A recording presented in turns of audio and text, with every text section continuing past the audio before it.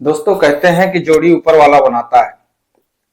और अगर उसे कोई बीच में तोड़ने की कोशिश करता है, अगर आपने किसी को दिल से चाहा है तो वो आपका सदैव ही आपका ही रहेगा।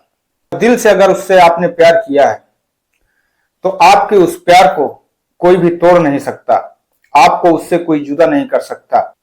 आज ये जो कहानी है एक ऐसे ही व्यक्ति की है जो कि अलग अलग हो जाते हैं और अलग होने के बाद भी ऊपर वाला उन दोनों को किस तरीके से मिलाता है, ये जानने की हम लोग इस कहानी के माध्यम से ये जानने की कोशिश करेंगे। आदाब, नमस्कार, सत श्री अकाल। मैं सागर पटेल आप लोगों से दोस्तों बस वही एक छोटी सी गुजारिश है कि अगर अभी तक आप लोगों ने मेरे इस चैनल को सब्सक्राइब नहीं किया है तो मेरे इस चैनल को सब्सक्राइब कर बेल आइकन को जरूर दबाएं और कहानी अगर आपको अच्छी लगे तो इस कहानी को एक लाइक जरूर करें।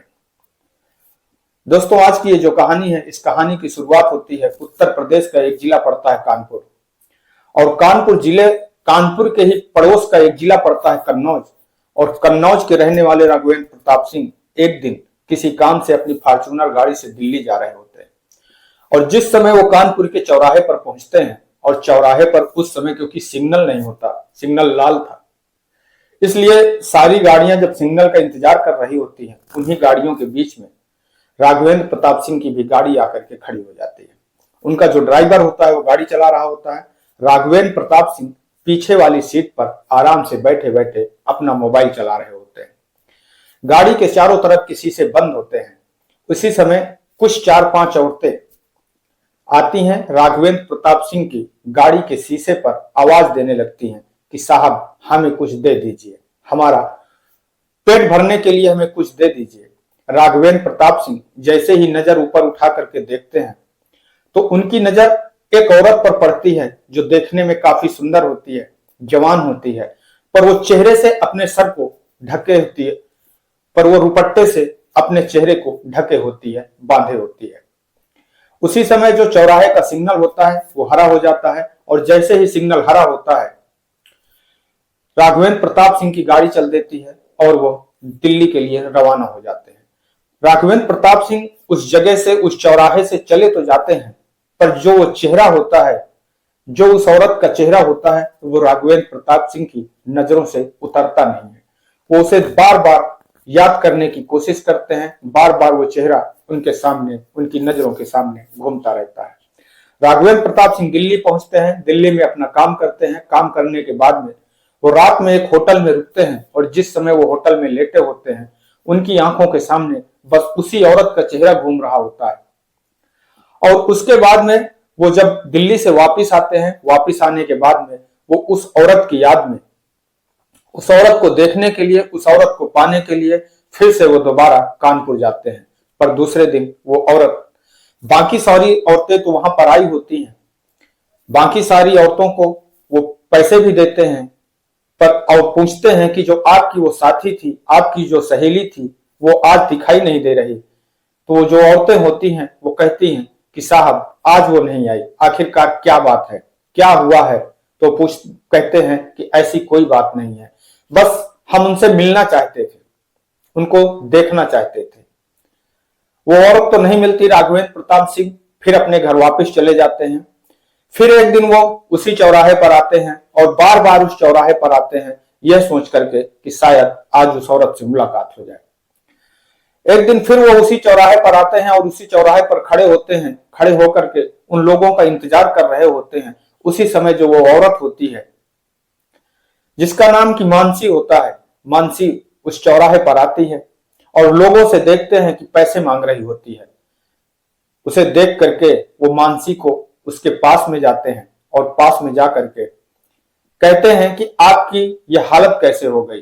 दोस्तों जो मानसी होती है, जो औरत होती है, वो राघवेंद्र प्रताप की बीवी होती है, पत्नी होती है, जिससे कि उनका कुछ दिन पहले तलाक हो चुका होता है। और राघवेंद्र प्रताप अपनी उस पत्नी को, मानसी को पहचान जाते हैं। जैसे ही वो मानसी के पास में पहुंचते हैं, मानसी उनको देखती है। मानसी राघवेंद्र प्रताप सिंह को देख करके शर्म से उसकी नजरें झुक जाती हैं और वो अपने चेहरे को झुका लेती है।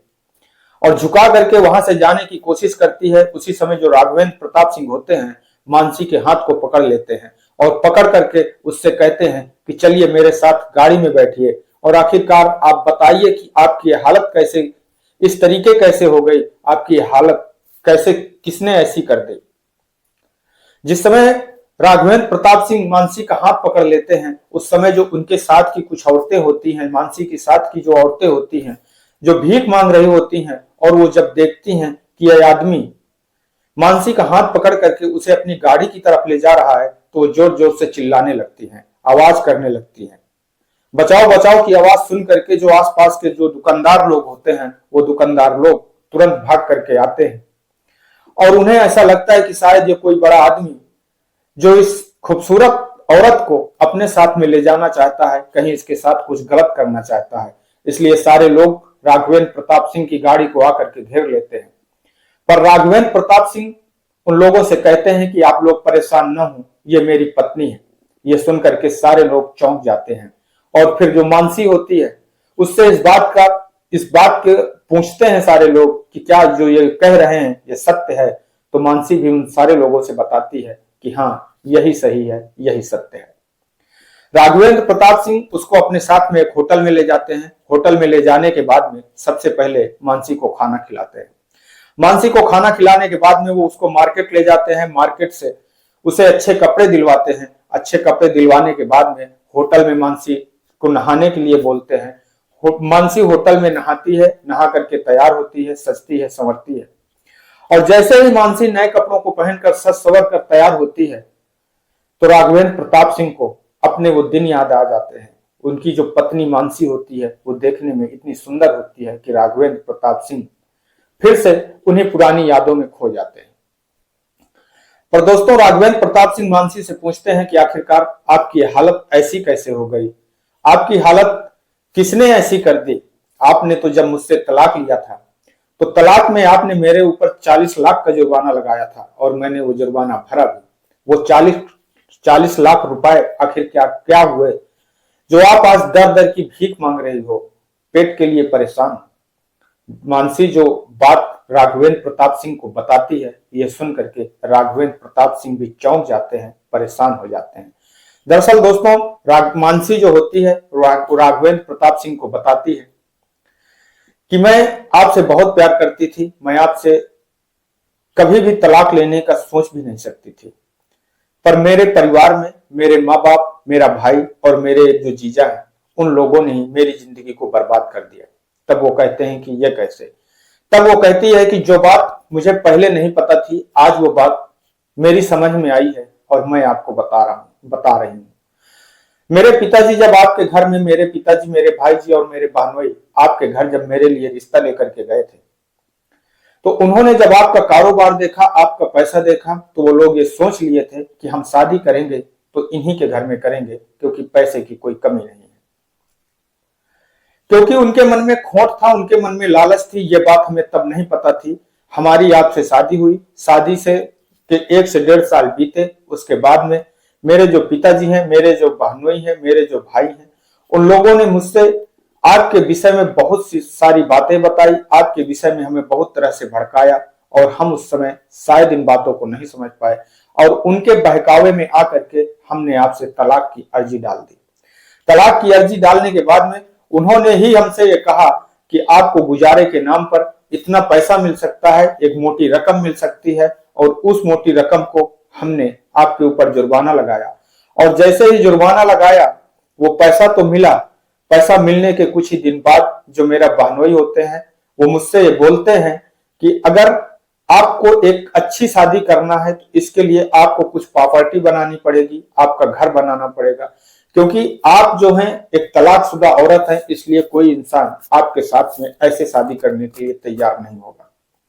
ये इस नाम पर जो मेरे बहनोई होते हैं, मेरा भाई होता है, वो मुझसे 30 लाख रुपए ले लेते हैं और वो 30 लाख रुपए बोलते हैं कि प्लाट लिखवाने के लिए है।